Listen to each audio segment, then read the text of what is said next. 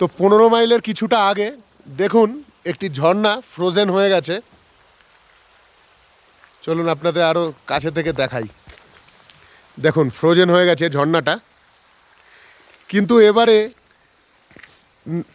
East সিকিমে সেরকম বরফ নেই, কিন্তু এই যে হালকা ঝর্ণাটা ফ্রোজেন হয়ে আছে। এবার আগে গিয়ে দেখতে পাই, কপাল যদি ভালো থাকে বরফের দেখা পাবো। তো চলুন আরও আগে গিয়ে আপনাদের দেখাই। আর এই আমরা সিল্ক রুট ভ্রমণ করছি। সিল্ক রুটটা দেখুন, এই সিল্ক রুট, এই রুটটা আপনাদের দেখাই। এই যে সিল্ক রুট দেখুন কেমনভাবে রুটটা নেমেছে।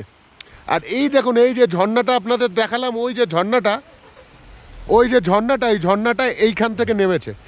নেমে নেমে আস্তে আস্তে পাহাড়ের কোল দিয়ে নেমে নেমে নিচের দিকে যাচ্ছে। আর ওই যে আমরা ওই রকমভাবে উঠে উঠে এসছি। তো চলুন আপনাদের আরও আগে গিয়ে দেখাই। আর এই যে দেখালাম ঝর্ণাটা ফ্রোজেন হয়ে এসছে, আর ওই যে আমার বাইক দাঁড়িয়ে আছে। তো সব গাড়ি আস্তে আস্তে উঠে উঠে আসছে। আরও বাদবাকি আপনাদের আমি গিয়ে 15 মাইল দেখাবো, এবং ছাঙ্গু লেক, নাথুলা, নতুন বাবা মন্দির এবং ওল্ড বাবা মন্দির থেকে এখানকার স্থানীয়রা বললেন যে কাঞ্চনজঙ্ঘা খুব ভালো দেখা যায়। তো ভিডিওটা কিন্তু সবাই পুরো দেখবেন।